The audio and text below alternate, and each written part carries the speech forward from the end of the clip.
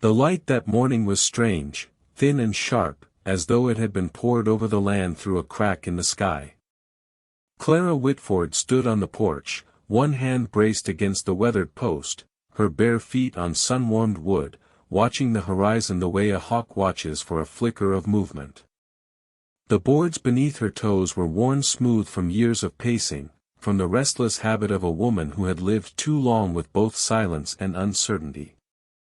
It was the sound she noticed first, the low hum of hooves muffled by distance, that steady rhythm that works its way into the chest like the beginning of a fever. Her gaze narrowed, and there it was, a thin dust line cutting the gold of the prairie.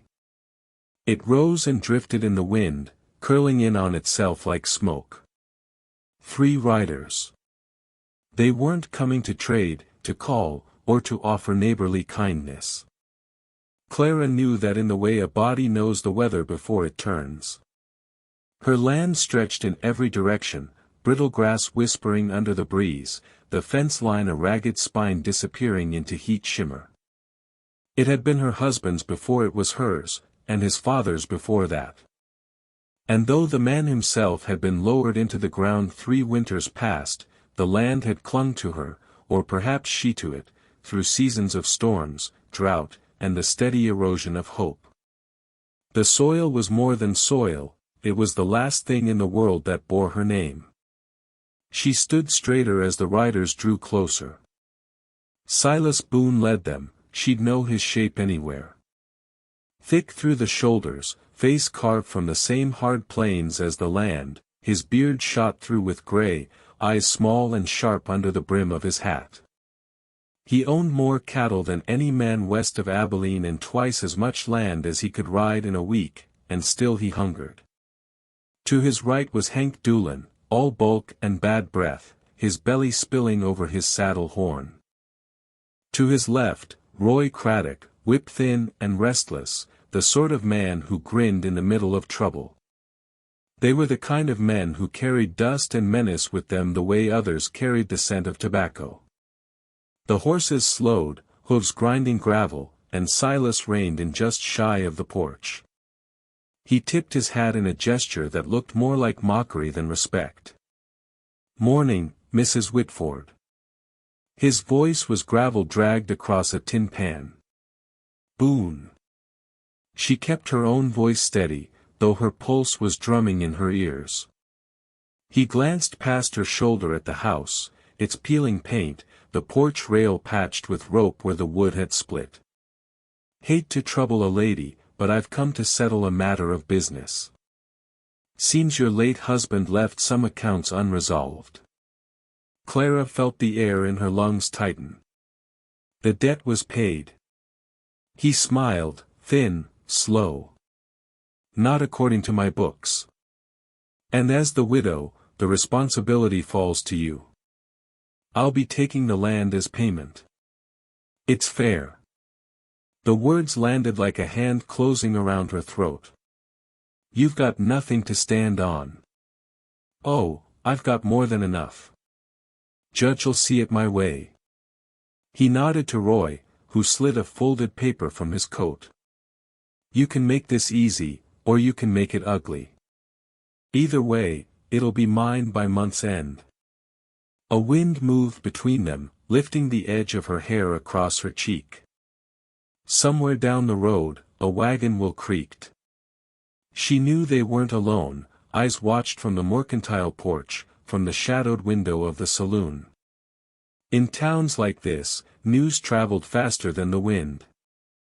Behind Silas's shoulder, at the far end of the street, a figure stood apart from the gathering. Jesse Callahan leaned against the hitch rail outside the blacksmith's, his hat low over his eyes, one hand resting easy on the worn leather of his belt. He didn't move, didn't speak, but Clara knew he was watching. Silas tucked the paper back into Roy's coat and gathered his reins. "I'll be back, Mrs. Whitford. You think on it." He turned his horse, the others following, the dust of their departure curling like smoke around their boots. She stayed there until the last sound of hooves faded.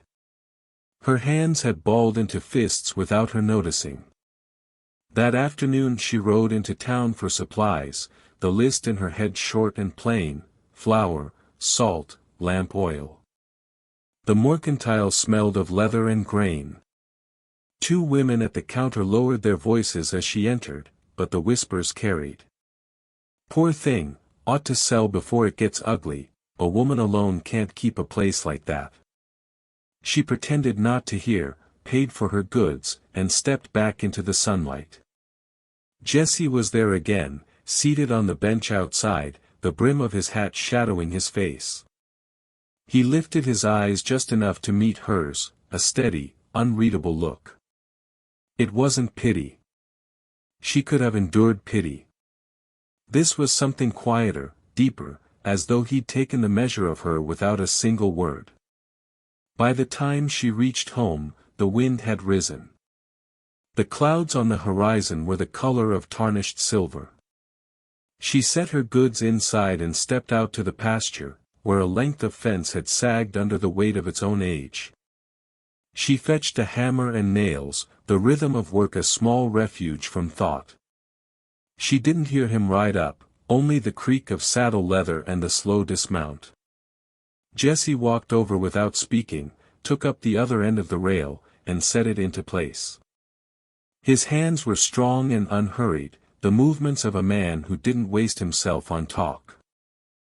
They worked until the fence stood straight again, the last nail sunk deep.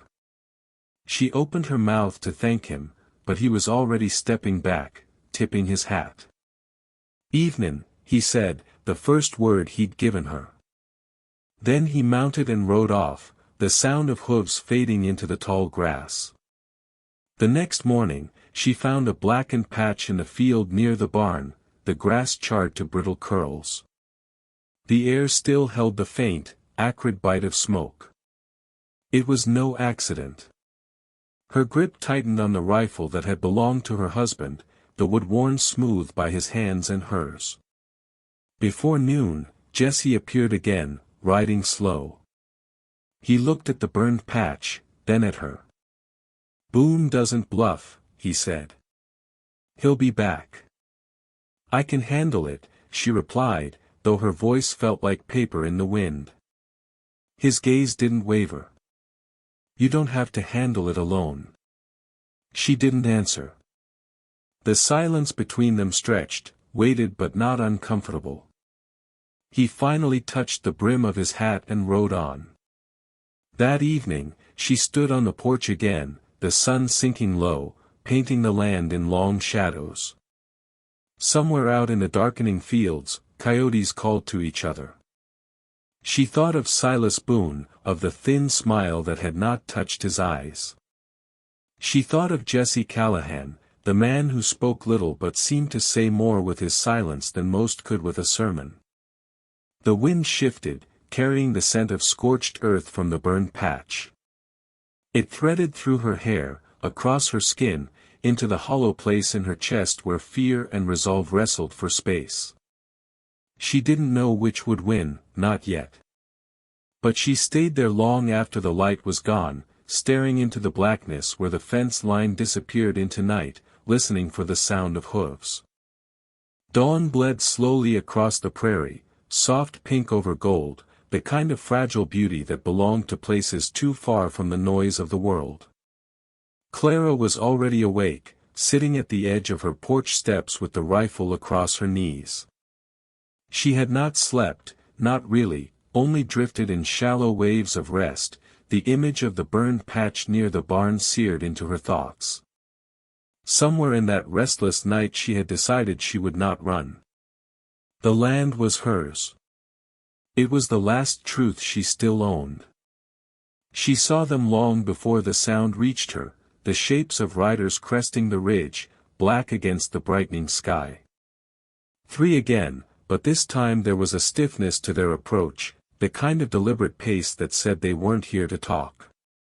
Silas Boone rode at the center, his shoulders set like stone, flanked by Hank and Roy, both with hands never straying far from their holsters. Jesse was there too. He'd come sometime before first light, wordless, and taken a place near the barn, his own rifle resting loose in his grip. His horse stood tethered in the shadow of the corral. The sight of him there didn't ease her fear so much as change its shape, make it something sharp she could use. The riders slowed at the yard's edge.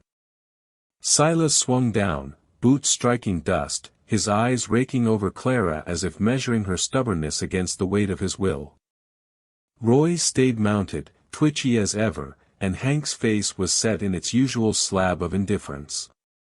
"I warned you, Mrs. Whitford," Silas said, his voice even but carrying that scrape of menace underneath. "I've brought the papers. Judge signed M. This land's mine." Clara stood. Her hands were steady, though she could feel the beat of her heart in her throat. "You forged those papers," she said. Silas's smile didn't reach his eyes. "The law says otherwise. Now, you can step aside and save yourself a heap of trouble, or what?" The question came not from Clara but from Jesse, stepping forward into the open. His voice was quiet, the kind of quiet that could cut through shouting.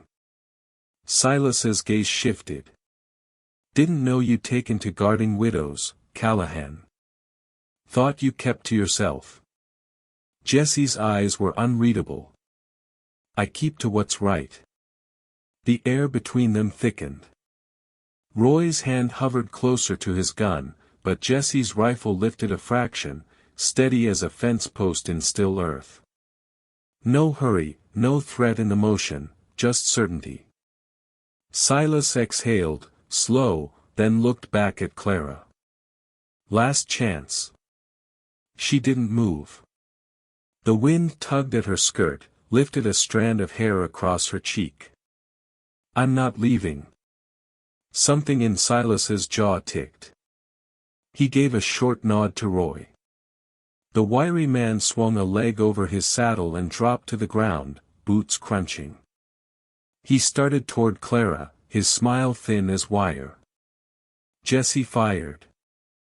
The crack of the shot split the morning, and Roy stumbled back with a curse, his hat spinning into the dust, the bullet having carved a shallow furrow in the earth inches from his boot. The message was clear. Hank's hand went for his gun, but Jesse's second shot came faster than breath, splintering the revolver clean from Hank's grip. The big man froze, staring at the ruined weapon in his hand. Silas stood very still. His eyes moved from Jesse to Clara, to the rifle in her hands, unraised, but not idle. For a moment, the only sound was the wind sighing through the grass. Then he spat into the dirt. "This ain't finished," he said, his voice low with something that was not quite defeat. "You can't keep what's mine forever." He turned and swung into the saddle. The others followed, Roy muttering curses under his breath, Hank silent. They rode off the way they'd come, their dust hanging in the air long after they were gone. Clara let out the breath she'd been holding. Her legs felt as though they'd been carved from the same brittle wood as the porch rail. Jesse lowered his rifle, the movement unhurried, then set it against the fence. "Thank you," she said, the words heavier than their size. He looked at her for a long moment before answering. "You didn't need me to fight for you. You just needed someone to stand with you." The day passed with a strange quiet. Word of what had happened traveled faster than the riders had gone. By mid-afternoon, a pair of townsfolk came by under the pretense of buying eggs. They left with more gossip than produce. The shift was subtle but real, the same mouths that had once whispered about her failure now spoke of her backbone, the way she'd faced Silas Boone without flinching. By late afternoon, the sky had softened to a pale gold. Jesse stayed, fixing the section of fence they'd mended days before, though it didn't truly need it. Clara brought him coffee in a chipped enamel mug. He took it without a word, and for a while they drank in silence, the only sound the ticking of cooling metal and the murmur of the wind. As the sun dipped low, Clara walked the edge of the pasture, the charred patch still stark against the living grass. Jesse joined her partway, his stride matching hers without effort. They didn't speak. They didn't need to. When they reached the far fence line, the land stretched out before them in unbroken horizon, the kind of view that could make a person feel small and infinite at once. Clara rested her hands on the top rail, the rough grain warm under her palms. "Do you think he'll come back?" she asked at last. Jesse's eyes stayed on the distance. "Men like Boone don't let go easy. But you're not alone in it now." The words settled between them like a promise. Clara turned her face into the wind, breathing in the scent of grass and earth, the faint trace of smoke that would linger for days yet. Somewhere behind them, the last light caught on the windows of her house, setting them briefly aflame. It wasn't victory, not in the way stories like to tell it. But it was enough for now.